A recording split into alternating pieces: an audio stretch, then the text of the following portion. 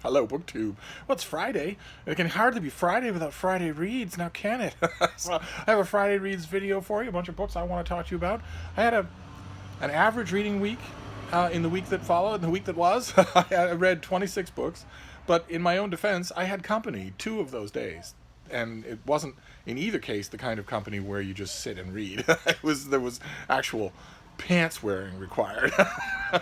But still, I did a whole bunch of stuff, a whole bunch of reading that some of which I enjoyed. I confess, now as we're right on the brink of June, and June is the halfway point of the year, I confess that so far this year I haven't had many of that particular kind of reading experience, the kind we all love more than anything else. That just volcanic eruption of a reading experience that just lifts you straight out of your skin, just fills you with electricity, makes you want to rush out into the street with that book and just hand it to every reader that you find. I've had people over the years suggest or outright tell me that since I read so much and since I am essentially a professional reader, surely I have become too jaded to have that feeling. But no real reader ever loses that feeling. Never. Never. No matter what. The little old lady who reviews the same novel every week for the Silver Spring Scold, I assure you, despite the fact that she only reads books about upper middle class Connecticut divorce, will still have that feeling. Anybody who's a real reader will have that feeling. And I don't know, once you lose the ability to have that feeling, I don't know why you would continue with reading. It's so time intensive. I definitely have that feeling, and I've had it a few times so far in 2019, but of course, you want it in every reading experience, but I haven't had it anywhere near as often at this point in 2019 as I'd had it in this point in 2018. I don't know what that means. I don't know if the real gems of the year are waiting until the second half of the year. I mean, I know that my reading tastes for history and biography are usually sated in the fall and winter, but the alternative would be that 2018 is just going to be a year in which I don't have that experience very often, and that would be horrifying. That would be horrifying. But anyway, the reading week that I want to do in brief, I won't take you through every one of those 26 books, but I did a little bit of rereading. I don't always do as much rereading as I once did. I once lived on it, of course. When I traveled, all I did was reread. I had the same books that traveled with me everywhere, and unless I lost one and had to replace it, they stayed the same, no matter what. Poked by border guards, poked by a million dogs, slept on by a million dogs, because I had a footlocker and I laid the books out and so in sort of a puzzle arrangement to form a second bottom to my footlocker that was completely level. I had it just worked out so that they would fit perfectly, and also so that once I had punched in Herodotus, then it was secure and you could turn the footlocker upside down and the books wouldn't fly everywhere. It was a second bottom, and sometimes when I had just pulled out all of my non-bookish stuff from the footlocker and I was looking around or whatever, wherever I went, I would always accumulate stray dogs. Anywhere where I found stray dogs, this was a long time ago when in many parts of the world you could find stray dogs anywhere, and I would, in addition to my own dogs, I would accumulate stray dogs, and my bargain with them was always the same. I can't keep you. I can't bring you back to my home. But for the limited time where I'm here, I can give you the life that you really should have all the time. And we'll just both make the most of that. And so those dogs would always wander around indoors, welcomed, fed, warm, comfortable, dry. And some of them would go into the footlocker, curl up, and go to sleep on those books. And also, those books were also examined by a great many wild animals, including one time in the American Rockies, a porcupine who was just incredibly persistent. Actually, porcupines have happened a couple of times. Porcupines are very inquisitive. They don't have any fear of anything, so they tend to, and they're also really dumb and almost blind, so they just wander. They just waddle into your camp. And of course, my beagles, I had to tell my boys, don't go anywhere near that thing. Just stare at it from a nice, polite distance. I don't want to be working quills out of your nose. I've had a couple of times I've had porcupines wonder what those books are, and sort of nudge them around inside the footlocker. But ordinarily, as you've seen on this channel, I reserve my rereading nowadays for reprints that the publishing world sends to me. So I don't. Once upon a time, it was the Brattle Bookshop here in Boston. It was all sorts of used bookstores, and I still buy those things compulsively, and I buy them in excess of what I read, because when it comes time for me to think, well, now I'd kind of like a reread, all of a sudden I get For Whom the Bell Tolls in a new edition in the mail, or I get a Library of America or an Everyman's Classic, and that is a reread. But I don't have to go and hunt for it. And also I can have the chance to talk about it. I can have the legitimate reason to write about it, and that tends to eat into my rereading time quite a bit. But I have a couple that I want to show you. A couple that don't fall into that category, although I wish one of them did. The first of them is an oldie but a goodie. This is On for Red October by Tom Clancy. This is the TV cover because John Krasinski played the role of Jack Ryan on a TV show, and it's in one of those larger prestige paperbacks. I don't think I have a normal paperback to show you the difference, but you know what I mean. It's a taller paperback. I have often wondered if the rest of Tom Clancy's novels also have the Jack Ryan covers. I don't know if they do or not. This is the only one I've ever seen that has it. But I reread The Hunt for Red October for the first time since it came out. When did it come out? The 1980s? Yeah, 1984. And I liked it. I liked it quite a bit. It doesn't have anything. It doesn't have any of the unnecessary, totally self-indulgent bloat of the rest of Tom Clancy's Jack Ryan novels. It does have bloat. It does have stuff in it that an editor who was not just numbed by all of the terminology might have said, okay, well, this is interesting. It's obvious that you know what you're talking about, but let's get rid of these 5 paragraphs, okay? They're all about one make of missile silo. It's not germane to the book at all. That editor would have been wrong, in my opinion. I think I did have that reaction when this book originally appeared, but that would be a wrong reaction, at least when it's controlled. In the later books, it's not controlled anymore, and neither are the non-technological parts of the plot. But in The Hunt for Red October, that overload of technical detail is controlled, and it actually is an active part of the book. I would have missed that in 1984, but this time around I didn't miss it. Part of the book is to submerge you in that world, in Jack Ryan's world, in Admiral Ramius's world, in the world of the 1980s military. And you don't do that without a superabundance of minutia, of detail. And this book does that. Does it in a controlled way, but I really, really liked it. I enjoyed it a lot, even though I'm not the biggest fan of Tom Clancy as a person or as a writer or as a social phenomenon still. And then this next one is the one I really wish, not with this title, I really wish that with a different title I could grab this book in a Penguin Classic, a big fat Penguin Classic, fatter than this, amplified, and that I could hand to people.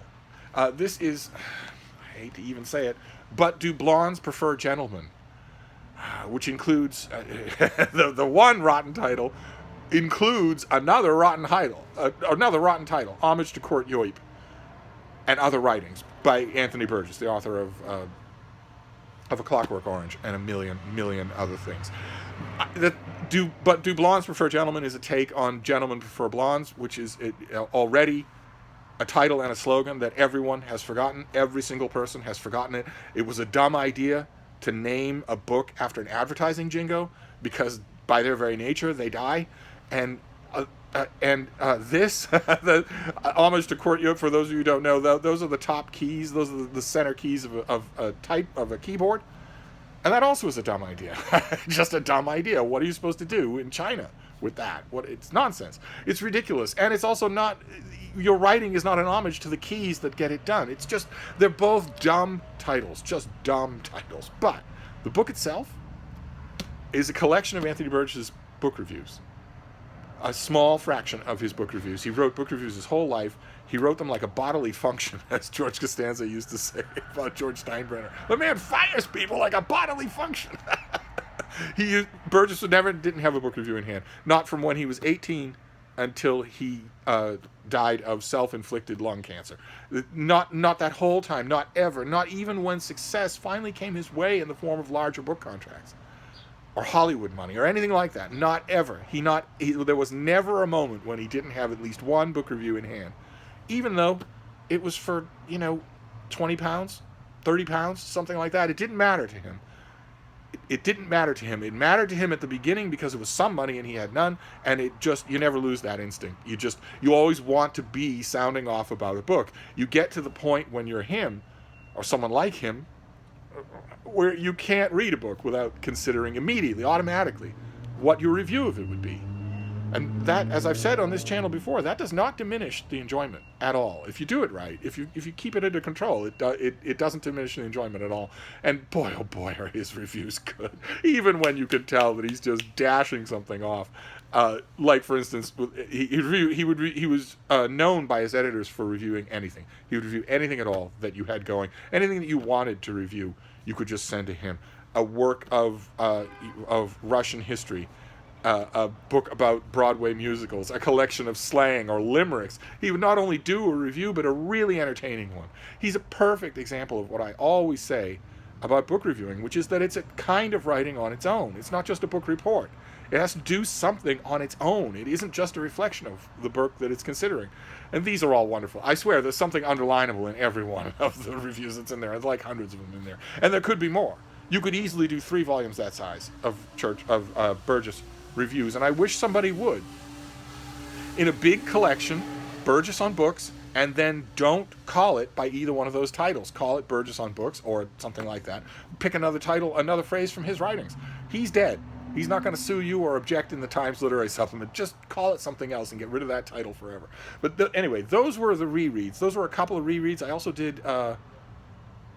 I read Shark Beach. I got Shark Beach, a new shark-related thriller. I got an advance copy in trade paperback, but then the finished copy is a larger mass market, like that Hunt for Red October. So I reread that, and when that was a reread, and when I reread that, of course, I had the urge in mind to find and read another cheesy killer shark novel, and I had one called The Hunger. I reread that. But those we could go on from the rereads there, because while I was rereading BookTube, the gays were calling to me.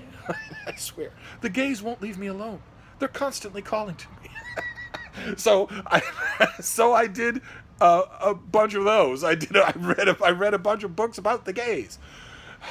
3 of them, in fact. First one was Walt Odet's Out of the Shadows. This is reimagining gay men's lives. Let me tell you a little bit about it here. I think these are all June books.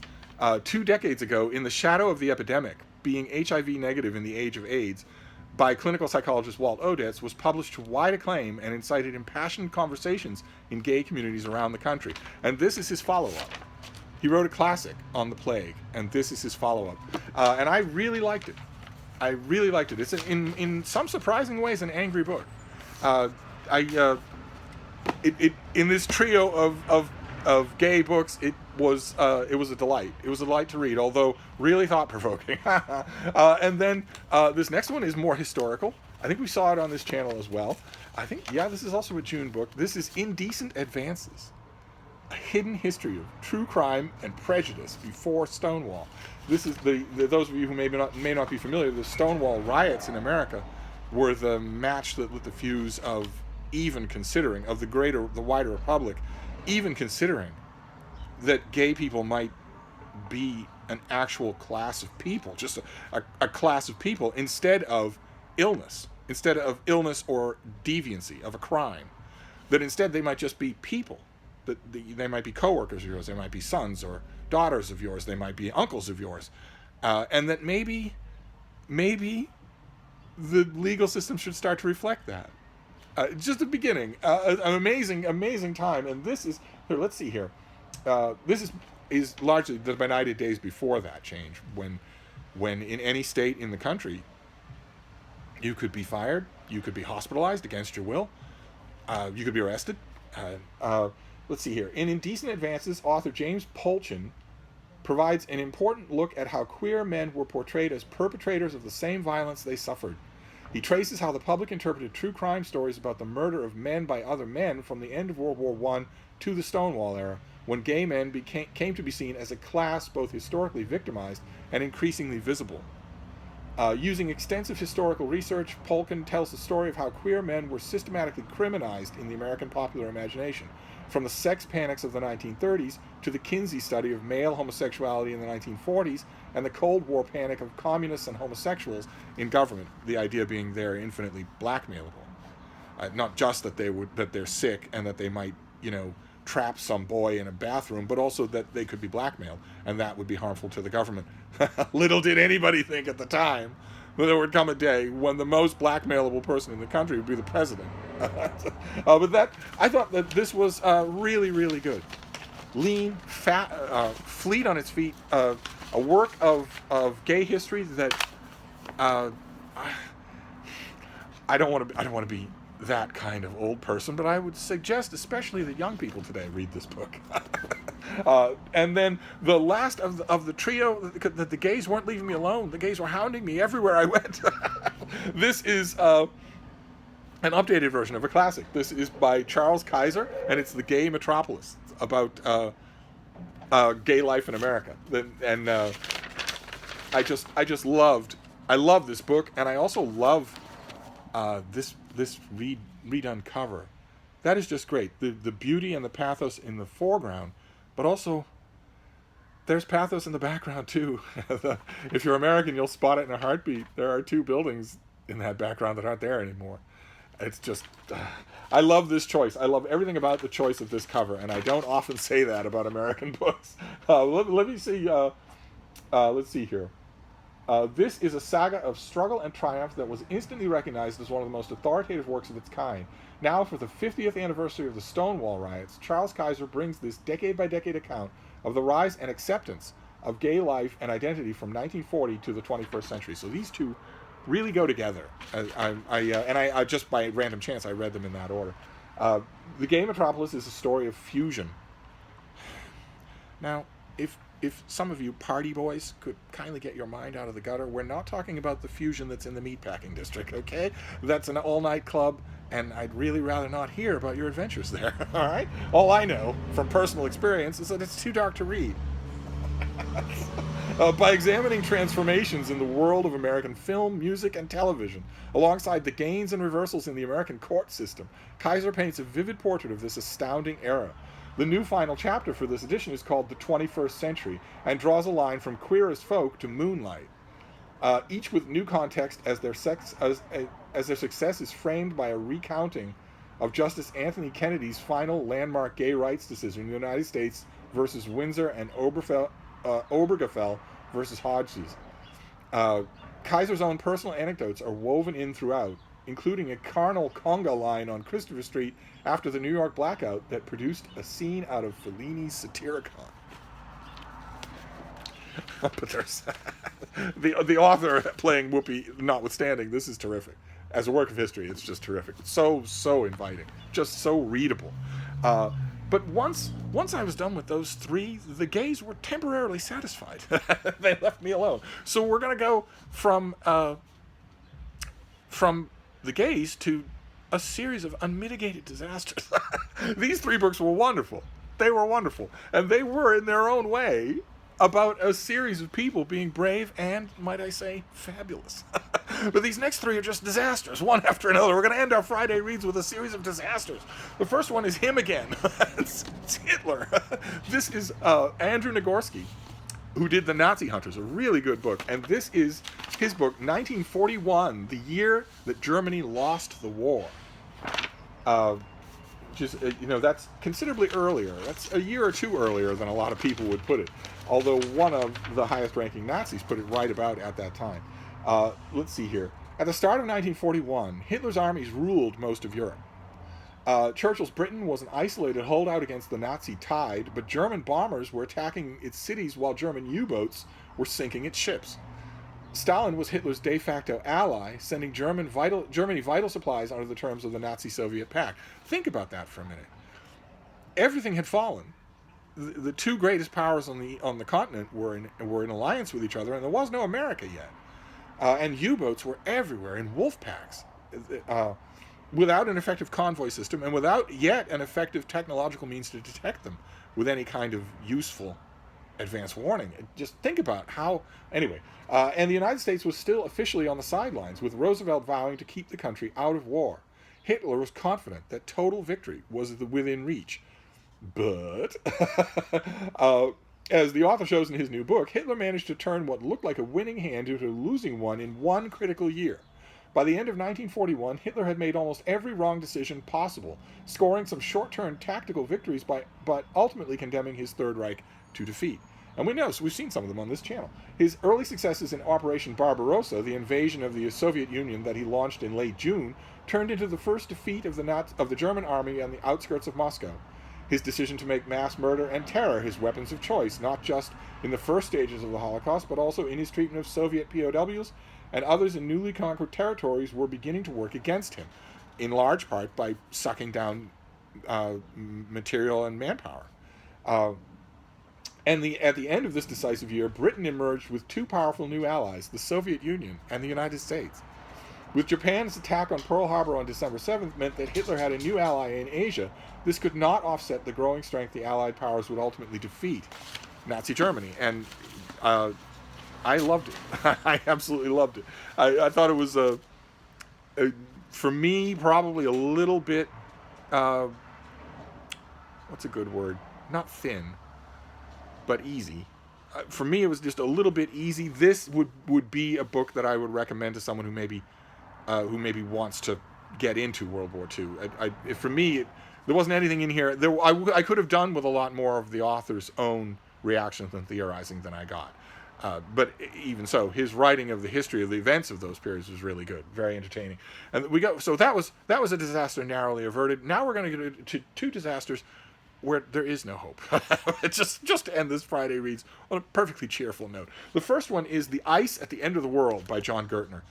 And I blasted through this book and just loved it. This is this is full of science, full of it, and yet so well done that you'll never for a minute feel out of your depth. You'll just feel completely hopeless. This is Greenland, a remote, mysterious island 5 times the size of California, but with a population of just 56,000. Locked within this vast and frozen white desert are some of the most profound secrets about our planet and its future. Greenland's ice doesn't just tell us where we've been. More urgently, it tells us where we're headed. In this book, the author explains how Greenland has evolved from one of the Earth's last frontiers to its largest scientific laboratory. The history of Greenland's ice begins with the explorers who arrived here in the turn of the 20th century, first on foot, then on skis, then on crude motorized sleds. Their original goal was simple: to conquer Greenland's seemingly infinite interior. Yet their efforts eventually gave way to scientists who built lonely encampments on the ice and began drilling 1 mile, 2 miles. Their aim was to pull up ice cores that could reveal the deep mysteries of Earth's past, going back hundreds of thousands of years. Today, scientists from all over the world are deploying every technological tool available to uncover the secrets of this frozen island before it is too late. As Greenland's ice melts and runs off into the sea, it not only threatens to affect hundreds of millions of people who live on coastal areas, it will also have a drastic effect on ocean currents, weather systems, economies, and migratory patterns. And that sounds like a lot, and it sounds fairly grim. It is grim. The author doesn't pull any punches, but this is a tremendously enjoyable book to read, even so, in a masochistic kind of way, even though it's about the end of the world. And it really is, because a lot of those ocean currents that I mentioned that in the last line of that last paragraph are newish type things, newish in geological terms. And if you flood the oceans with water, those patterns could change. And a lot depends on them. An enormous amount depends on them, not just in terms of seafood, of harvest from the sea for humans, which, humans rely a huge amount on that harvest, but also in terms of habitability of places that are warmed by those currents, made possible by those currents. And that's not even, like I mentioned last time I talked about this book, that's not even mentioning the world that has been captured in ice like the ice of Greenland for millennia, that will suddenly be open to the outside air, that will suddenly be circulating again. It's the whole of it. It's the author's contention in this book. I mean, he hedges his bets just a little, but his contention is that there won't be any permafrost in our lifetimes, that we are reaching the end of the world as we know it. I just loved it. Thought it was fantastic. It comes out in the middle of June. I think it's going to get reviewed everywhere. I wouldn't be surprised if it was up for a lot of awards too. I strongly recommend it. And then the last of the disasters, is going to kill us all. So you don't even have to worry about the rest of these books because you're doomed. And that is, I think we saw it on this channel, a delightful book to read. Just delightful. If you want the bejesus scared out of you completely. This is Gordon Dillow's Fire in the Sky. And in case you didn't catch the last time this appeared, let me tell you a little bit about it. Hurtling towards bookshelves in June. Fire in the Sky combines history, pop science, and in-depth reportage to uncover fascinating new details about asteroids that hit Earth long ago, asteroids currently heading towards Earth with the potential destructive power of multi-megaton nuclear weapons, and the defenses being prepared against asteroid-caused catastrophe. I don't know if some of you saw footage just recently of something the size of an apple, smaller than that, I think, that was caught, that hit Earth's atmosphere and was caught on a bunch of cameras and did no appreciable damage, but it lit up the sky so brightly that for a few seconds it was brighter than daylight. It was spotlight bright. And that was something the size of a marble. Let's see here. Rich in detail and vast in scope, Fire in the Sky is a scientific adventure story that takes us from scenes of ancient asteroid impacts like the one that wiped out the dinosaurs, to observatories where asteroid hunters seek their prey, to international conferences where experts enact asteroid war games. And the author is terrific. He is, let me tell you about him, because he does a great job in this book. He is a veteran newspaper reporter, columnist, and war correspondent, and he's written for a number of publications, including the LA Times, the LA Herald Examiner, and the Orange County Register. And he lives in Arizona. According to this, Fire in the Sky is his first solo work, but from that biography, you know already that this guy has a lifetime of experience crunching huge amounts of exposition into extremely involving prose. It's been his job for his whole life to make sure the reader doesn't stop reading, and boy, oh boy, does he do that in this book. It is full, deceptively full, of scientific information, but it is also unbelievably readable. You will learn everything you need to know about the end of the world that is coming to us at several times the speed of sound. And that cannot be stopped. And the author we talk about that bit about asteroid war games. When you read this, it was my initial impulse going into this thing, and the book confirmed it, which is that human beings do not have the capability to deflect an asteroid. They barely have the ability to detect whether or not one of these things is suddenly breaking out from the field and heading this way. But even if they did, they don't have the ability to do anything about it. If an asteroid the size of I don't even know, an aircraft carrier, or well, let's say something even bigger than that. Let's say an asteroid the size of the state of Vermont. There are plenty of those. There are thousands of those in this solar system, and who knows what from outside the solar system. If an asteroid the size of the state of Vermont strikes the Earth directly, if it glances off the atmosphere, that's one thing. If it comes close, that's one thing. If it strikes the Earth directly, we're all toast. No matter where it hits, we're all toast. And there is no chance that the best technology in the world can deflect or alter the course of such an asteroid, of an asteroid that size. There's no possibility. It's just been random chance that has allowed the human species to flourish as long and as greatly as it has. That is all. That is all that it is. This planet offers we're a geologically active planet, so the crust is constantly changing and sloping and sliding and moving all around and filling with water. So it's a little bit tough to tell, but even so, the surface of the Earth right now in 2019 gives ample proof that we have been bombarded by asteroids of sizes just like that, many, many, many times in the planet's history. It's only random chance that it hasn't happened in the time it's taken us to build skyscrapers and create the internet. And when it happens, we will be as defenseless as we would have been 20,000 years ago. So, but anyway, so there's a nice cheery note to end the Friday reads on. So that was it for this time around. That was my Friday reads for you. Fire in the Sky, The Ice at the End of the World, and 1941. So those were our trio of disasters. Then we have a trio of the gays, constantly demanding Steve's attention. We have the Gay Metropolis with a new chapter. We have Indecent Advances, a history of the pathologizing of gayness before the Stonewall riots. And we have Out of the Shadows by one of the great nonfiction writers of modern gay life. And then for rereading, we have, I have to say it again, But Do Blondes Prefer Gentlemen by the great Anthony Burgess, and The Hunt for Red October, which I enjoyed. I enjoyed it a lot. And there you go. That is our Friday Reads. As usual with Friday Reads, I'm dying to know what you're reading, so let me know, and I will see you soon. Thank you, BookTube.